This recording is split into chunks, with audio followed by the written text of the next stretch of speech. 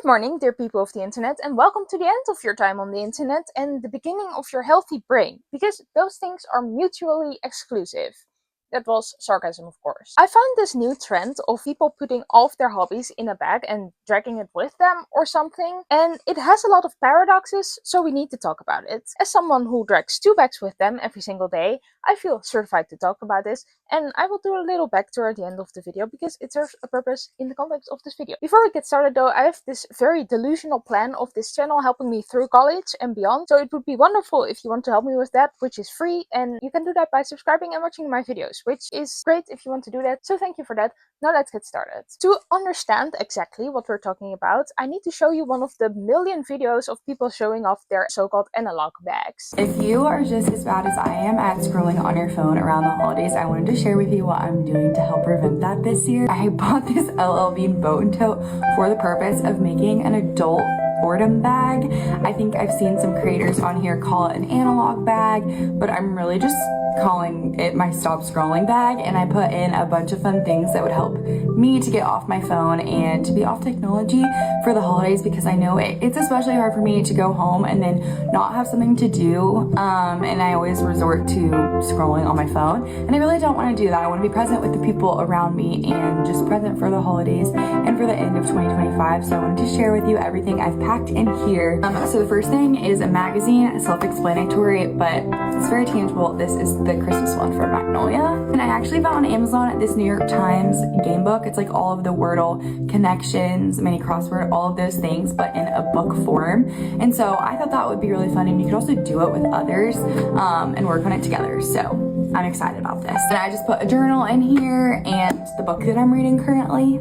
Okay, and then I made a bunch of little ruffle bags to just organize all of my things in it, and so I'll share with you what is inside all of these guys. This biggest one, I have all my embroidery stuff.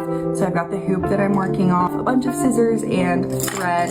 The next biggest one, I put some watercolor stuff. So I bought a little mini sketchbook, and then I have a watercolor set, and then these pens, all you do is add water. So super fun, super easy to take on the go and stuff, and also an activity that you can do with other people. This one, I put a bunch of random stuff in it. I put like a miniature Farkle game, a deck of cards.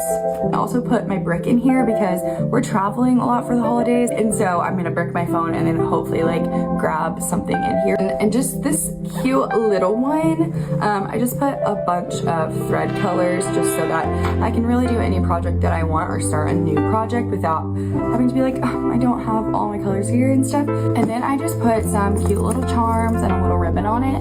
And honestly, this is not necessary to buy a new bag. It's not necessary to buy new stuff to put in it or make cute ruffle patches. So the idea of the analog bag is to grab something else when you're bored instead of doom scrolling, and those things need to be easily accessible, so you put them all in the same bag. I can't get into this idea. Doom scrolling is not really great for you, and it doesn't make me feel great either, so you need to do something to stop doing that, and throwing your phone out of the window is literally quite impossible for a lot of people. Well, it would be possible, but it would cause some logistical issues because the people around you also try to contact you via that phone.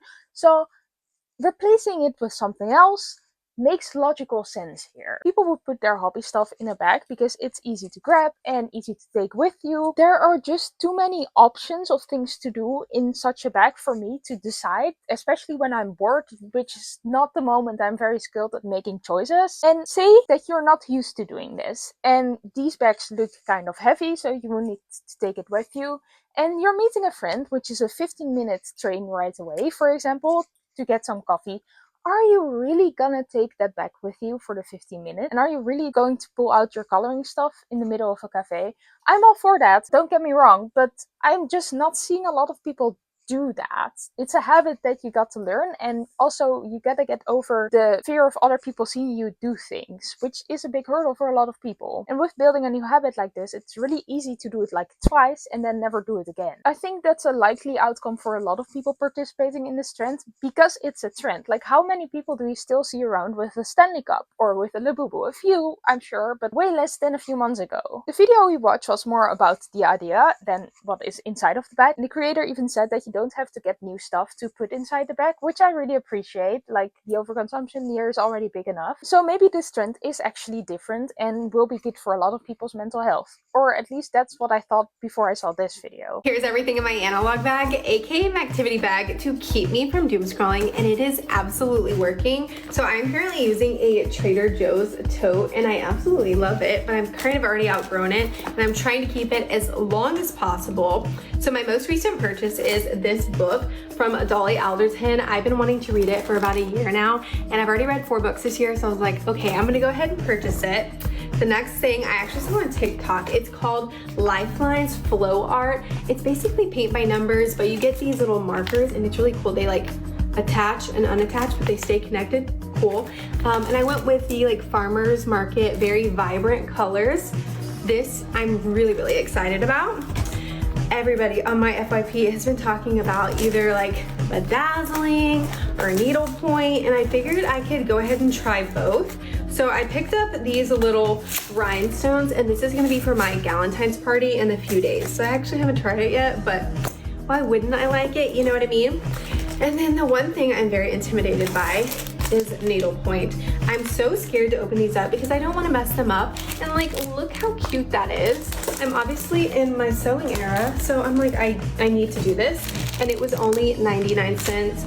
I also picked up this one, so if it works out, amazing. If it doesn't, I really didn't spend much on it. The next thing is the Woobles. My niece requested a unicorn, so I'm like, okay, we've got to do that soon. Puzzle books. This is something that shocked me. I have been obsessed with these, and I know people say obsessed. No, I'm so serious. I do these like with my breakfast. I do it in my afternoon slump and then right before bed instead of getting on my phone. I'm currently on this one, and I only paid 50 cents each at like a thrift store. Love it. And then the last thing, this is the thing that I honestly recommend the most. This is my first thing that I added to the bag, and I love it. It's really cool. I feel like I'm developing a new skill. So this is a watercolor workbook. There's the prints on the back so you can see all the ones that are available. Let me show you how it works. So basically it tells you how to do the watercoloring, because I had never done it before, but this is what like the page looks like. So it has the instructions, and then, you know, it's blank over here and you start working on it. I want to show you the first 3 that I did, and you can like already see the progress.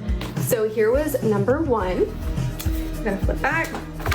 Number 2, and then number 3. I did this about 2 days ago, and I'm just so impressed with how like good I've gotten at this. I also picked up this watercoloring just like blank book at Michael's, and then I got this at Amazon.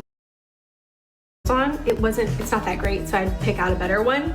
But yeah, super simple. This has been really therapeutic for me, and honestly, like the brain fog I think that you get with like doom scrolling constantly is starting to fade, and this has been really exciting for me. So if you're thinking about getting into analoging, you should try it. As you can hear, this creator got a lot of things because she saw them on TikTok. For example, the book with the markers on the back, the needle points, and the bedazzling things. And I have seen the puzzle books and the watercolor things, and literally this style of bag in a lot of these kinds of videos as well. There's nothing wrong with taking inspiration from people on the internet. Like, the internet is full of people with a lot of great ideas and a lot of fun things to do and to try. So there's nothing wrong with that. But this is starting to feel like people are copying each other, because I've seen a lot of videos that are almost literally the same, and it makes me feel like there's a right way and a wrong way to make these bags, even though there isn't, because these people are literally copying each other's bags. The amount of things in this bag is also bothering me. I get that people have a lot of different hobbies and that you don't need every single one of them every single day, but that it's still nice to have them accessible and easy to grab in a bag like this. But why do you need 2 needlepoint sets when you don't even know if you're gonna like the craft? Like,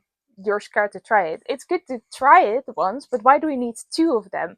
And why are there 3 crossword books? Like, you need 1, maybe 2, because maybe one of them is already almost full, but why do you need 3? And why are 3 of them in this bag. It's great that she likes this, but there are a lot of things that she don't know if she likes or that she's not gonna use quickly in the future, and it makes me feel like some things are just in this bag because they're cheap and not because they actually need to be there. The creator says that she's outgrowing this bag, but she will keep it as long as possible, and I kind of struggle to know what that means in this context. The point of this bag is that it's easily accessible, but that already becomes harder when it's really full and you need to pull everything out to get one thing you want out. And to me it would be really annoying if the bag's full of things that I don't immediately need. For example, the 2 puzzle books or the bedazzling beads she plans to use with her friends. Why are they in the bag? What's the point of them being there? Why is this a good example for the people to show? Because it's shown kind of as an example. And since she said she's outgrowing the bag, I'm kind of questioning what else she's going to add. Like, at what point is it too much in the bag? When I first watched this video, I felt like the creator was selling me the things in the bag. Like, for example, those markers on the back of the coloring book, they just sound too convenient not to buy in this video. Or with the cheap needlepoint sets, they are too cheap not to get and everyone is doing it, so why not buy 2 instead of 1? And I don't necessarily think this is a problem with this particular creator. I think that's more of a general internet problem, because the creator does explain that she actually likes doing some of the stuff, for example the puzzle books and the watercolor, which could in theory still be a way to try to convince me to buy this stuff. So I tried to find out if this creator was affiliated with the products she's showing in the video, and while there is a website where she promotes the stuff she's actually using in her day-to-day life, those things are mostly just clothes. So I don't think this video actually was an ad. But to me, the video still feels like it is an ad. My theory behind that is that the creator is trying to sell herself as a person that is interesting to follow, and that is again not a problem with the creator itself, but more with the general internet, because as a creator, you're trying to sell yourself to be interesting for the people to follow. That's just how the internet works, and the internet is really focused around ads, so that's one way to do that, and people are interested in ads nowadays. That's just how the internet works, and you don't have to like it, but it is kind of true, I think, personally. Apparently this semi-personal ad read style video works because I see it a lot and people watch it a lot too. But as a viewer, you're left with this feeling that you're not good enough because of your screen time, and that this stuff might help you be a better person and end your doom scrolling. Especially since this is on TikTok, a platform made for doom scrolling, so the people seeing these videos are most likely doom scrolling. Another question I have is, do people actually bring these bags with them on the go? Because a lot of them are very heavy and that doesn't seem very convenient to me. There's also a lot of activities in these bags that are not really portable, like the beads and bedazzling, for example. I don't really see people doing those on the train. It's not really the kind of activity that you often do outside of your house. And yet this is a thing that I see a lot in these analog bags. I already said that making a habit out of bringing a bag like this takes some effort and can be hard, and I don't know if people are actually doing this.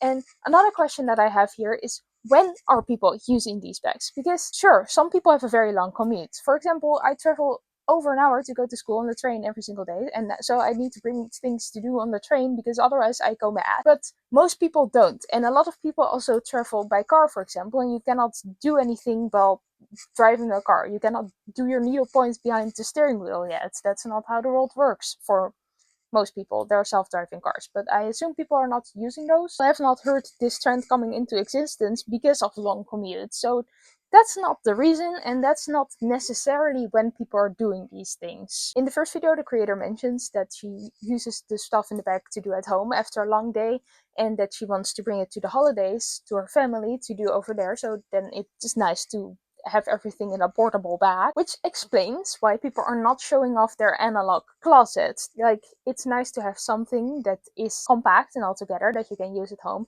and sometimes take out, which also means that you actually don't have to learn the habit of taking this bag outside of your house every single time you leave the house, except for when you do groceries. I don't bring my bags when I do groceries. Well, I do bring empty grocery bags, but I don't bring my crochet to the grocery store. You get what I mean here. I did find someone who actually made an analog bag specifically for taking outside of the house though. I made an analog bag, specifically one that I can take on the go. As a crafty girl, I basically have an analog room. It's my library room. It's where all my books are.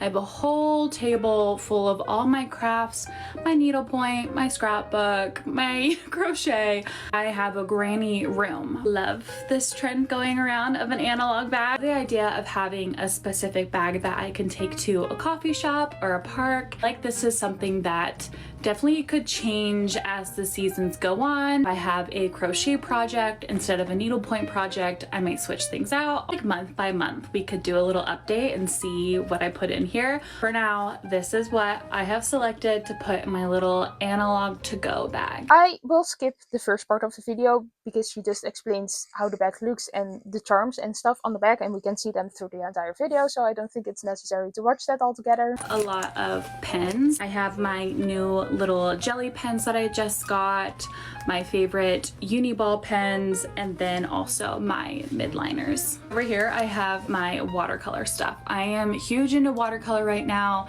I love these little water on the go pens. These are the ones that I like take to the beach. Like, they're super nice because you don't have to have a cup of water. You just like twist this off and fill it with water. So highly recommend these if you're into watercolor. I don't think we need an explanation of how this works and what brand of pens to buy. That doesn't make sense in this context, I think. This is exactly what I mean when I say that I feel like these people are trying to sell me the stuff inside of the bag instead of just showing off what works for you. This person also has a page where she shows where you can buy the stuff that she uses in her videos, and she actually has some stationery stuff on there, so it helps her to say the brands in this video so people can actually go and buy them, and she gets a percentage of it in some cases. So this might as well be an ad. The product placement is all over the place. I have my little grabby watercolor set, brushes in there, but I love this set. Different colors in here that have like glitter and shimmer in them, and they're so pretty. Also put this little paint palette. Lately I've been using this butterfly watercolor book that has literally just a simple sketch of a butterfly,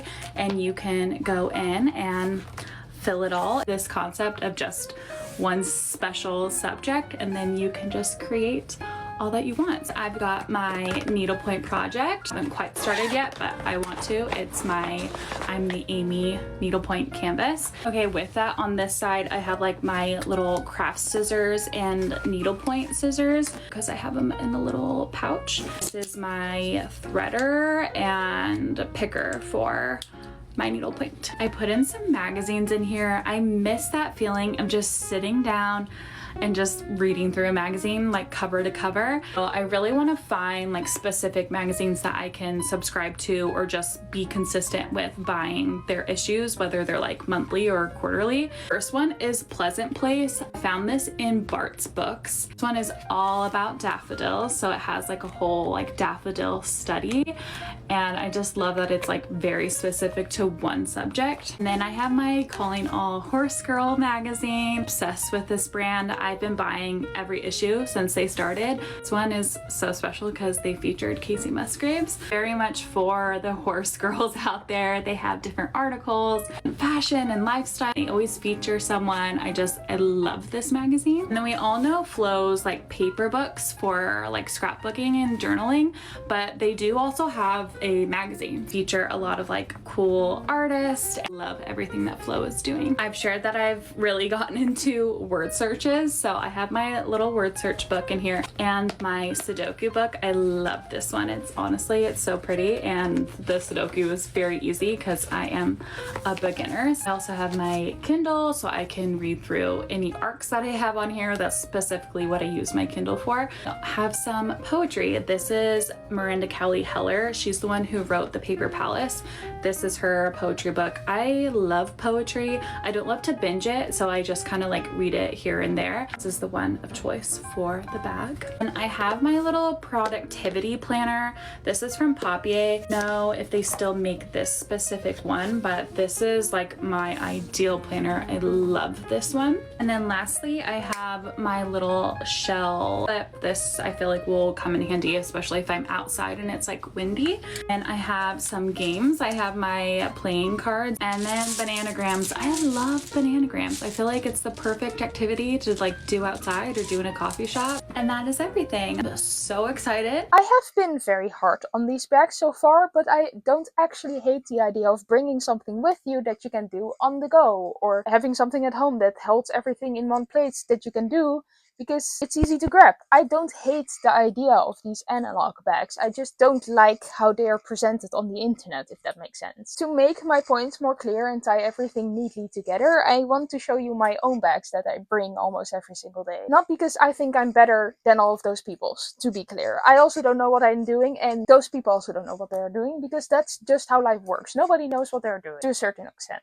I drag way too much stuff with me to be comfortable dragging them with me, but I do it anyways, so that's what is wrong with my setup here, I think. And I still spend at least half an hour of my train time, which is over 2 hours a day, on my phone. Sometimes more, when it's really early and I don't want to do anything. Like, I'm not doom scrolling because I bring all of this. And sometimes getting stuff out of my bag feels like too much of an effort. But I do want to make a point, so here it is. This is my trusty backpack that I bring with me every single day. It's quite heavy right now, but okay, let's see what's in there. It has my wallet, of course, a bottle of water, some comics books I'm reading. They're two from the same series. They're called Soka. I love them. A pouch with a toothbrush, some medication and deodorant. Two glue sticks. They are in there for no reason. A pocket knife. A charging cable for my phone or iPad. My sketchbook, because I go to art school and I need this every single day, and I also just love sketching when I'm on the go. A power bank that goes with the charging cable. A book full of an assignment from one of my teachers. I need to draw a random person every single day. Now, I try to do that every day during the semester, because I allow myself breaks during the vacations, because I find it pretty awkward and I don't love that. And the bottom is full of like loose paracetamol and ADHD medication. Why that isn't in this pouch, I don't know. You tell me. This book isn't always in here because it's heavy and thick and whatever. I need to find another solution for this. But like, whenever I'm on break, I do this assignment in my normal sketchbook, but my teacher actually wants me to do this on this format. So for now, until this book is full, I will be doing that. I also often keep this notebook in there, but my script for the video is in here, so I'm using that right now. I also keep this little book in here often. It was just on my couch here because I was just taking a break, enjoying it. I make a little comic every single day, like this, in here to train my brain. Yeah, to conjure up ideas from whatever I see, because I study comic design and coming up with ideas can be hard. Like, it's not hard, but sometimes you need to like open up your mind. And so this is what I use for mostly averting the bad stuff. I mostly do that in the mornings before I'm in school and need to make good stuff, whatever that means. So that's my first bag, and obviously not everything is in here, but like my sketchbook, something to read, my notebook, and like, oh yeah, and this is my pencil case, which was now also on my couch, but also lives in here because I need pencils and whatever. So that's in my bag, and I would say that half of it is just stuff that I need for school and life, and also I just like taking most of this with me whenever I go anywhere except for the grocery store. So that's that. And I said I always bring two bags. This is the second bag I always bring. It's not always this bag, but this is just a tote. Sometimes I have a real crochet wheel. I have a crochet bag, but I like using this more. It has yarn and my crochet project, and currently it has a crochet and a knitting project, because I don't know why. That's not, I don't have a good reason for that. I actually don't really love that, but it's in here, and those are both projects that I am currently working on. Often this bag also has like my lunch and my food that I eat throughout the day, because it doesn't fit in my backpack anymore. And that's what is in my bags. It's not really an analog bag, it's more of my everyday bag, but I drag a lot of things with me, and a lot of things are nonsensical to bring to a lot of places. Like when I'm going to see a friend and catch up over coffee, I also bring this much stuff because I like crocheting or drawing during that, because it helps my brain. And so I'm also not against that in general. Most of the things in my bag have a specific purpose and get used almost every single day, if not every day. I'm not sure if I said that. My iPad is often also in my bag, but I use that to do schoolwork, to draw, to write, to edit my videos, whatever. It's basically my laptop, but I'm filming on it, so I cannot show you that, but you know what that looks like. The point that I want to make is that I feel like the people on the internet in the videos that we've seen today are doing this more because it's a trend and not because they actually want to do this. Because So many people don't bring this much stuff with them, which is okay, and bringing this much stuff with it. Like, there's nothing wrong with any of it, but before you do something and take part in a trend like this, you need to think about, are you actually doing this, or are you just showing it off because it's a trend? And especially with the copying thing, I think a lot of people, by far not all of them, but a lot of people are doing it because it's a trend. All of the bags are overflowing that we've seen, including the bag of the person who made the bag to bring with them on the go. And I just love it when my bag actually closes. Otherwise, I will not take it with me. I don't want things sticking out. Like, sometimes you have to, but only when you have to. I am sure there are people for whom this analog bag situation is a working system, which is why I showed you my working system. It works for me. I have a lot of complaints about it because I bring a lot of stuff and it's not always comfortable. But in the end, I can carry it with me every single day. I can walk a half an hour with these bags with me easily. This is a system that works for me. And just suddenly starting, it's something that grew. Like, I started with just my backpack and throwing in one thing, and it just ended up like this a little bit. And just suddenly starting to do it is not how life works in most cases. And I just refuse to believe that the people who comment on this video saying that they're going to do this too are going to be doom scrolling a lot less in the next month. We've already seen this because this trend started in November, and TikTok did not come out saying that people are not using the app anymore, or significantly less. Another thing I want to point out here is that the people making these videos benefit from people doom scrolling, which is, I assume, why nobody is explaining the nuances of replacing one behavior with another behavior, which is what they are saying that they are promoting. And why they're not explaining why it won't work to just copy and paste these bags, even though a lot of people seem to be doing this. It is because everyone is different, by the way. Or nobody's explaining how to effectively stop doom scrolling, because I don't think people are just doom scrolling because of boredom. They also do it as a form of escapism, and whether that works or not is a whole other story, because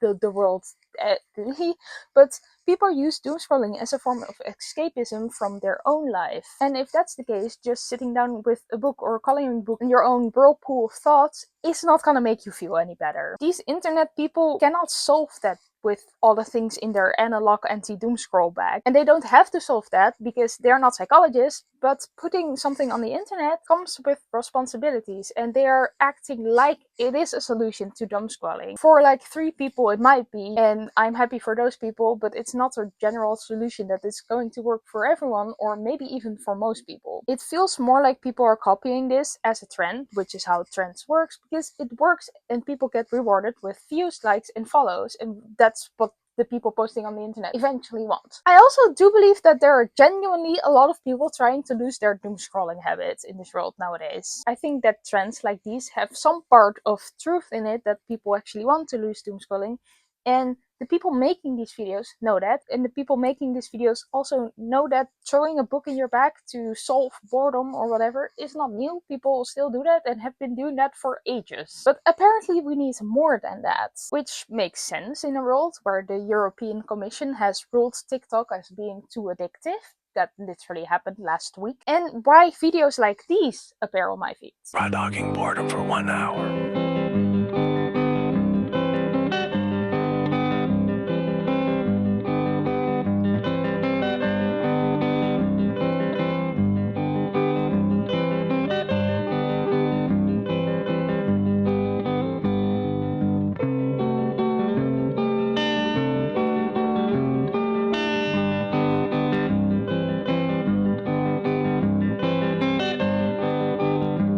Now, this is nothing for me, but I respect the people doing this trend. But that makes me feel like people are trying to figure out how to live on the internet without the constant overwhelm of the internet, if that makes sense. And the same thing goes for the analog bag, of course. I think the idea of the analog bag can be helpful for a lot of people, like trying to figure out how to make other things in your life outside of your phone more accessible for you to use. That idea is very helpful. But I think we will benefit more from more thoughts and nuances behind that. Like, there are so many ways that you can do that, and the analog bag might work for a few people, and that's great, but there are so many more ways you can do this, and there are so many more hobbies than just crafty hobbies, because also, to be fair, A lot of people are not into that, and they are also probably not on this side of the internet. But a lot of people don't like crafting a lot, and that's okay too. And for those people, an analog bag might not work.